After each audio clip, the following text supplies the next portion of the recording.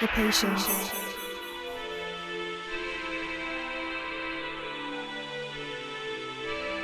the wish, the creation, and the faith within. Beauty, passion, ambition, love. I am pure guidance. Success, adventure, abundance, luxury, peace. Hi Gemini, and welcome to your reading with Pure Guidance. Let us begin. This reading will be focusing on the energies being brought in by the month of May. Again, it's a general reading, and so just keep that in mind as we move forward. The cards are pre-shuffled on your energy. I did meditate already, so if they fall out and there's a bunch of them, it's because they're meant to. All right, let's go ahead and take a look. We have here the Five of Swords, the Ace of Cups, Seven of Pentacles, the High Priestess, and the Hermit. And we'll continue the reading and clarify some of the messages as well. So, Five of Swords as your first card out. Perhaps you're moving through some difficult times, right? Five of Swords is the energy of a little bit of stress and uneasiness around what is happening. A part of it may have to do with your love life. The other aspect can be to do with the Seven of Pentacles, so related to work. Okay, I feel like these cards already clarified the Five of Swords.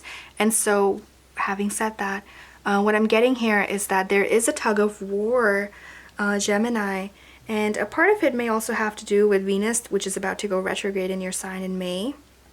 And also it's a season of eclipses. It's about to begin. And so that can bring in some confounding energy, as well as, you know, something that's causing stress. And so having said that, May 3rd is the time when Venus in Gemini squares Neptune in Pisces. And so that begins the point in time where there might be a sense of insecurity, there might be a sense of disillusionment, specifically in the area of love and romance. And Seven of Pentacles appears as though if this is, relating to you as something to do with your love life, then there is something that you're going to have an opportunity to work on and grow from. Okay, others of you just might find that time where you're just focusing more on work or trying to do something, staying busy, because that tug of war is just not serving you, or at least it feels like it's not serving you, although this is something that you really just have to address because you're being asked to address this. We have the High Priestess and the Hermit showing up in your reading, which means pay attention, I would say, also to the moon. Okay, Gemini, we have a full moon in Scorpio on May 7th. Perhaps that's a time when I would say you can use that to let go and release things, because when the High Priestess shows up like this in your reading, and we'll pull more cards, by the way, we're going to move forward. I feel like this is the initial energy that might bring, for some of you, not all. But when the High Priestess comes out like this, it's really just asking you to, see, the High Priestess is guarding the gates. And she is someone who represents wisdom and knowledge, and it takes intuition to be able to move past this gate and move forward. It might be a time where you're being asked to make a major decision, but yes, you are definitely being asked to use your intuition. If you don't know who to seek guidance from, it might be someone who is older than you, or at least they're filled with more wisdom. Because they've seen life differently than yourself. So not necessarily more wisdom, but it's different. It's different than what you know. And so to be listening to them or seeking their advice might actually be really helpful. Okay, so it's a different form of wisdom than what you already have. On the other hand, this might also be, hey, it's time to tap into your inner self, because you do have all the answers you seek, especially in regards to how to move forward. The other thing I was about to say, because I did say pay attention to the moon, is we also will have a new moon in your sign, Gemini. And that will come up May 22nd, 2 degrees of your of your sign actually, and at the same time we're going to have Mercury and Venus in conjunction in your sign, Sun in your sign, trining with Saturn in Aquarius, and Mercury in your sign again, squaring with Neptune in Pisces. So there's a lot happening in your sign in the month of May. So I can see why this is a very essential time to be focusing on, you know, that this is happening. The High Priestess asking you to perhaps jump. This is like a spiritual leap, you can say, like a quantum leap, going into the next dimension, experiencing your higher self, your new self, a new version. But a lot of this will also be coming from within, like it's a spiritual journey. When the Hermit comes up in the reading, it's also asking you to seek your own company and your own counsel to move forward and make any major decisions.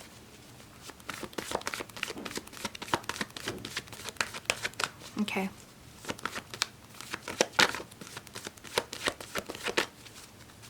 Give yourself some time alone during the full and the new moons, okay? The Wheel of Fortune, but it came out reversed, Gemini. Tables are turning.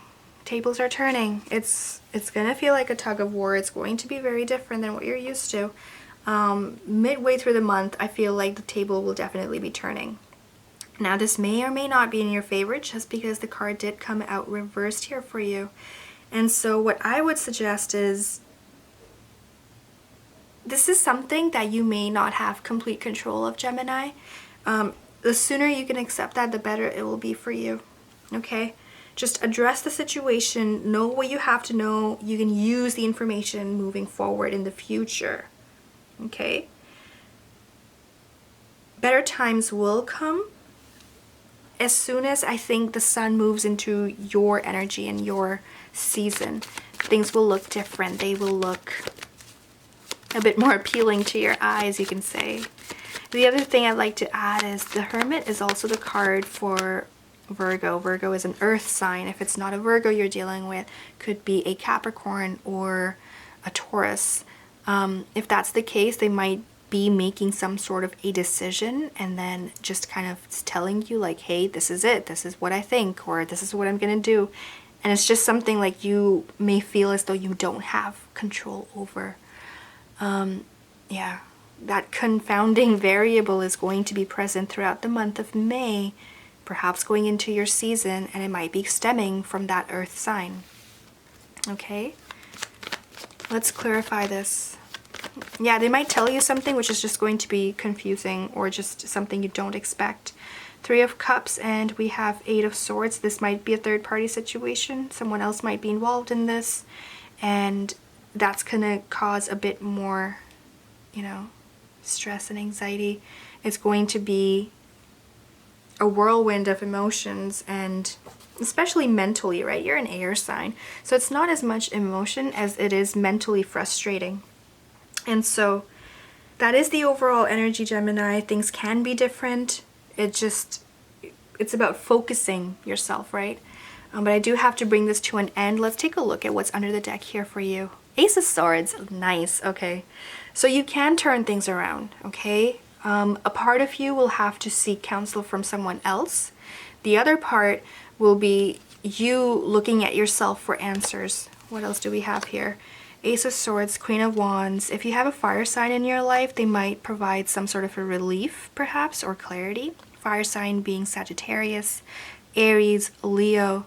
If it's not, it could just be someone who's just in love with life. They're passionate, they're usually very optimistic, and so they can provide a little bit of extra faith that you might want to hold on to, especially if it's a difficult time and you're having to make a decision.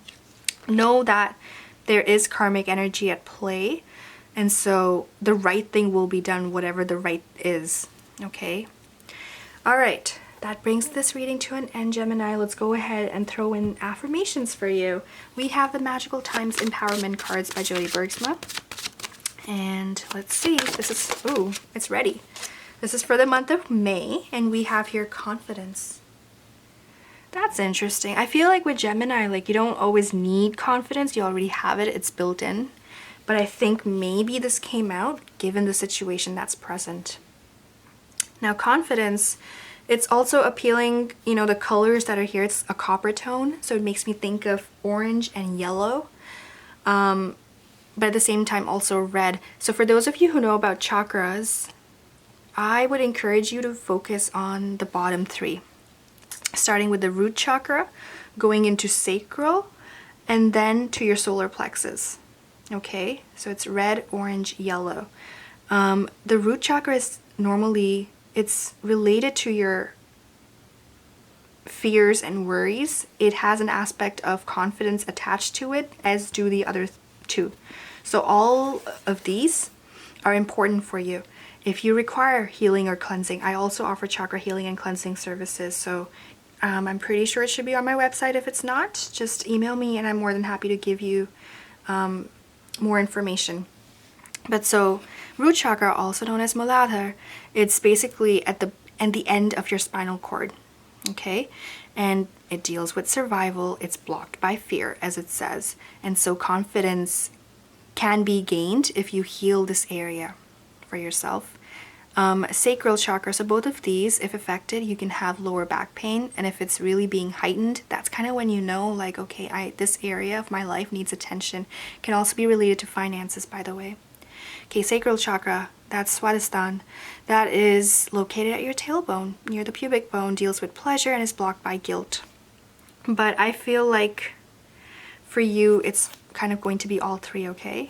We also have fire, it says here, but it's actually your solar plexus, Manipur. It's located just below the rib cage, deals with willpower, blocked by shame. That's basically where your self-confidence kind of kicks in from. And so the more you focus on that area as you meditate, for example, it can really help strengthen it for you, okay? So I also offer other energy healing as well, if that's of interest to you. But let's move forward. You can always email me if you have questions, okay? Let's move forward with the affirmations. Confidence. It says here, be bold, rise up and stand tall, feel the fire in your soul. Okay. Today, I will connect with my inner power and be bold. I will rise up and know my worth. I banish all uncertainty and remember with pride my accomplishments. I will let no one diminish me.